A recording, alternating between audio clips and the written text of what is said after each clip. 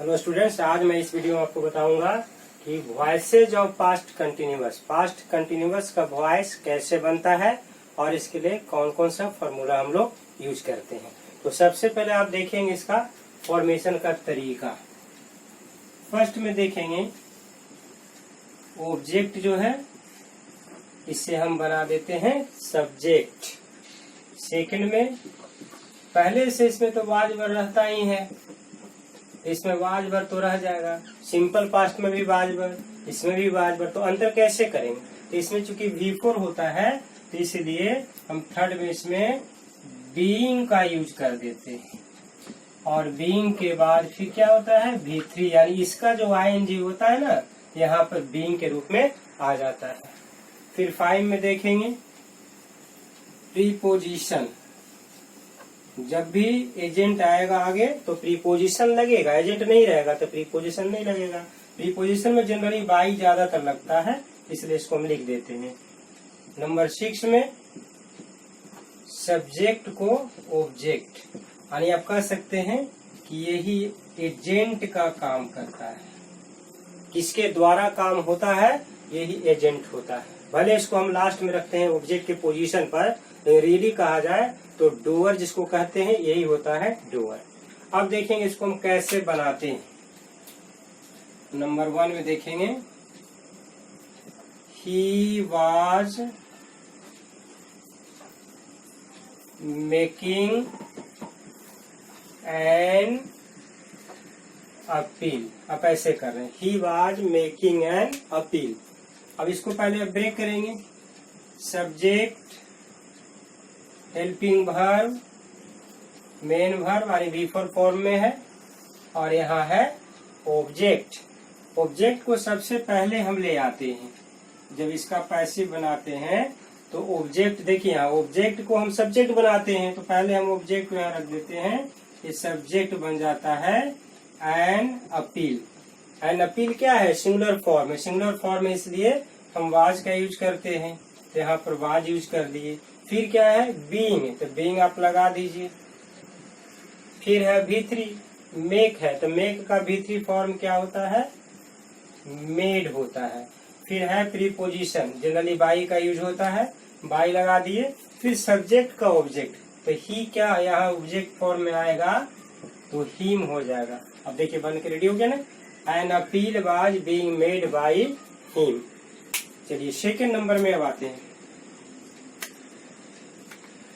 She was not torturing you, ऐसे लिख लीजिए। इसको भी हम एक एक करके देखते हैं, अलग अलग पार्ट करके। क्या है? ये सब्जेक्ट हो गया, helping verb, negative word V4 और हो गया ऑब्जेक्ट। इसका फिर पैसिव देखेंगे कैसे बनेगा। यहाँ पर भी यू जो ऑब्जेक्ट फॉर्म में है ना, इसको सब्जेक्ट मिला है, लेकिन यू का दोनों फॉर्म सेम रहता है। सब्जेक्ट व ऑब्जेक्ट दोनों सेम होता है। पोजीशन से हम पहचानते हैं कि सब्जेक्ट है या ऑब्जेक्ट है। अब यहाँ पर हमने रख दिया यू। यू को ध्यान में रखते हुए हेल्पिंग वर्ब देखेंगे। यहाँ वाज वर, यू के साथ क्या होता है तो वर होता है, तो यू वर हो गया। फिर क्या है? नॉट आया है, नॉट हम यहाँ पर पुट करेंगे। फिर V4 है तो V4 को क्या करेंगे? बीइंग प्लस V3 कर देते हैं। तो टॉर्चरिंग है तो सबसे पहले इसमें से ING यहाँ पर बीइंग के रूप में रख देते हैं और टॉर्चर का पास्ट पार्टिसिपल फॉर्म होता है टॉर्चर्ड। फिर लास्ट में क्या आता है? बाई, प्रीपोजिशन के रूप में। फिर सब्जेक्ट C है तो C का ऑब्जेक्ट फॉर्म हो जाता है हर। देखिए बन गया ना, you are not being tortured by her. Number 3 में देखेंगे, यहाँ पर यस नो क्वेश्चन आता है तो हेल्पिंग वर्ब को हम पहले ले आते हैं। Was he appreciating us, yes no question है। यहाँ पर इसका पैसिव बनाना है हमें। तो सबसे पहले देखिए क्या है? हेल्पिंग वर्ब आ गया, तब सब्जेक्ट आता है। ये हो गया V4 ऑब्जेक्ट, साइन तो रहेगा ही। अब इसको कैसे बनाएंगे? तो अगर ये ध्यान में रखना होगा, वॉइस में हेल्पिंग वर्ब से सेंटेंस शुरू हो रहा है तो पैसिव में भी हेल्पिंग वर्ब रहेगा किसी भी हालत में। अब यहाँ पर हम क्या लगावे बाज पर, पहले कैसे समझेंगे? तो पहले क्या करेंगे कि जो ऑब्जेक्ट अस आया है इसको यहाँ पर सब्जेक्ट के फॉर्म में रख लेंगे। अब इसके अनुसार हमें देखना होता है कि क्या लगता है, क्योंकि वी है तो वी प्लूरल फॉर्म है तो इसके साथ हम लोग वर लगा देते हैं, तो वर ही। उसके बाद क्या बचा, V4 फॉर्म है तो V4 यानी बीइंग प्लस V3 होता है, तो यहाँ पर हमने पहले बीइंग लगा दिया। अप्रिशिएट का V3 फॉर्म तो हो जाएगा अप्रिशिएटेड बाई प्रीपोजिशन में, और ही का ऑब्जेक्ट फॉर्म हो जाता है हिम। देखिए बन गया, were we being appreciated by him. चलिए यहाँ देखेंगे 4 नंबर से, वर दे नॉट हेल्पिंग अस, ऐसे। अब इसको फिर ब्रेक करेंगे हम यहाँ, helping verb subject negative V4 object, ऐसे कर दिए। इसका पैसिव कैसे बनेगा? तो सबसे पहले हेल्पिंग वर्ब आया है तो हमें हेल्पिंग वर्ब को रखना होगा। सब्जेक्ट क्या बनेगा, अस का सब्जेक्ट यहाँ वी, तो वी के अनुसार यहाँ हम लोग वर यूज कर देते हैं, वर वी हो गया। फिर नेगेटिव वर्ड आया है नॉट, तो इसको नॉट लगा दिए। फिर हेल्पिंग V4 है तो V4 है तो बीइंग प्लस V3 फॉर्म, तो यहाँ हेल्प का V3 फॉर्म हेल्प्ड हो गया। फिर आता है क्या, प्रीपोजिशन, तो बाई लगा दिए, और सब्जेक्ट है दे तो दे का ऑब्जेक्ट फॉर्म हो जाता है देम। देखिए, were we not being helped by them. Number 5 में देखेंगे,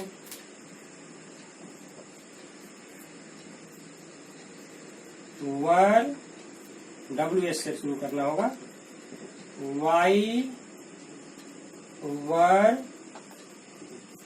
दे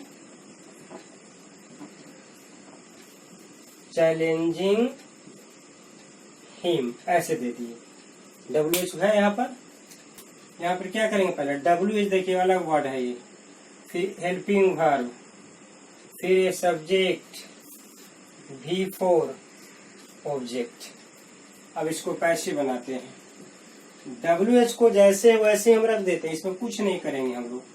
Y है तो Y रख दिए। इसके बाद यहाँ हेल्पिंग वर्ब आना चाहिए, तो कैसे आना चाहिए, according to the subject. Him को यहाँ पर हम सब्जेक्ट बनाते हैं तो हिम के अनुसार यहाँ पर क्या करेंगे, वाज का यूज कर देंगे, वाई वाज ही। उसके बाद क्या है, V4 है तो V4 आने बीइंग प्लस V3 फॉर्म, तो यहाँ चैलेंज का क्या करेंगे, चैलेंज कर देंगे। फिर प्रीपोजिशन बाई लगा देते हैं और दे का ऑब्जेक्ट फॉर्म में देम लगा देते हैं। देखिए बन गया ना, why was he being challenged by them. Number 6 में देखिए, how was she not teaching us, ऐसे दे दिए, how was she not teaching us. यहाँ पर हाउ क्या है, WH है, फिर helping verb subject negative word V4 object, इसका पैसिव। हाउ को पहले हम ऐसे ही रख देंगे जैसे दिया हुआ है। यहाँ हेल्पिंग वर्ब का पोजीशन है तो सबसे पहले हमें सब्जेक्ट को देखना पड़ेगा। आज का सब्जेक्ट वी होता है तो वी के अनुसार यहाँ पर हम वर्ब को पुट कर देंगे। फिर नेगेटिव वर्ड आता है तो यहाँ नेगेटिव नॉट लगा दिए। फिर V4 है तो V4 में यानी बीइंग प्लस V3, तो टीच का वर्ब थर्ड फॉर्म क्या होता है, टाउट होता है। टाउट बाई सब्जेक्ट क्या है, सी, तो सी का यहाँ पर हर का यूज कर देते हैं। However we not being, यहाँ प्लस हटा देंगे, not being taught by her. अब यहाँ देखिए 7 में आइए, 7 में हु से बन जाता है, हु वाज मेकिंग अनवाइज, ऐसे बन गया। तो हु में क्या होता है, ये खुद एक सब्जेक्ट होता है। यहाँ पर ये देखिए, एक हु तो WH वर्ड है ही, लेकिन एक सब्जेक्ट का काम करता है। ये हेल्पिंग वर्ब हो गया, ये मेन वर्ब हो गया, और ये ऑब्जेक्ट। अब हम क्या करेंगे इसको, तो इसको हम दो तरह से बना सकते हैं। जैसे आप करेंगे क्या, ऐसे में इसका कि बाई लगा करके हु को हुम करके हम इसको ऑब्जेक्ट बना दिए, रहेगा शुरू में, भले ऑब्जेक्ट है लेकिन रहेगा शुरू में, तो बाय हुम हो गया। अब इसको सब्जेक्ट बनाना है, तो इसको जब सब्जेक्ट बनाना है तो यहाँ अनवाइज कर दिए। अनवाइज के अनुसार यहाँ हेल्पिंग वर्ब देंगे, तो सिंगुलर फॉर्म है तो वाज हो गया ना, बाय हुम वाज अनवाइज। फिर मेकिंग है तो मेकिंग यानी बीइंग प्लस V3 फॉर, तो made, by whom was unwise being made. फिर यहाँ इसको कैसे एक तरह से और बना सकते हैं, एक तरह और बना के देखिए इसको, हु को ऐसे ही छोड़ दीजिए, पूरा गया। अब बाकी जैसे यूज करना है करिए आप, who was unwise being made by, यहाँ देख लीजिए, who was unwise being made by. तो इस तरह से 7 हो गया। फिर 8 नंबर आप देखेंगे। अब 8 नंबर में देखेंगे, who were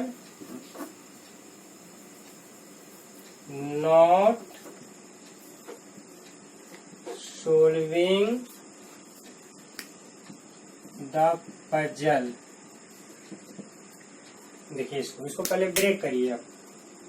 who WH word है लेकिन ये सब्जेक्ट भी है। ये हो गया helping verb, negative V4 object. इसे भी हम दो तरह से बना सकते हैं पैसिव में। कैसे, पहले क्या करेंगे, बाई हुम। बाई हुम यहाँ पर क्या हो गया, ये ऑब्जेक्ट हो गया, रहेगा शुरू में लेकिन ऑब्जेक्ट हो गया। बाकी पार्ट को हम देखेंगे। आपका देखिए सब्जेक्ट ये बनेगा, ऑब्जेक्ट है ना, तो यहाँ पर हम इसको रख देंगे द पजल। आइए द पजल के अनुसार यहाँ हेल्पिंग वर्ब हम दे देंगे। तो यहाँ पर सिंगुलर फॉर्म है तो वाज हो गया, इसके अनुसार नहीं लगा, इसके अनुसार लगा, by whom was the puzzle. फिर नेगेटिव वर्ड आया है तो यहाँ नॉट कर दिए। फिर सोल्विंग है तो सोल्विंग यानी बीइंग प्लस V3 फॉर्म, इसको कर देंगे सोल्व ऐसे। अब इसको हम एक दूसरे ढंग से फिर बना सकते हैं। यहाँ हुम ना करके हम हु रहने देंगे, और हु के बाद देखिए जैसे पूरा यूज किए हैं बनाइए, who was the puzzle not being solved. अब यहाँ पर लास्ट में बाई, यानी बाई आप इधर देते हैं, शुरू में देते हैं तो हुम हो जाता है, और लास्ट में देते हैं तो ये हु का हु रह जाता है। दोनों का सेंस एक ही निकलता है।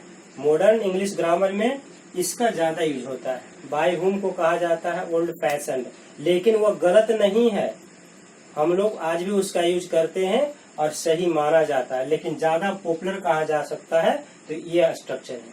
इस प्रकार से मैंने पास्ट कंटिन्यूअस का 8 प्रकार से वॉइस बनाने का तरीका बताया।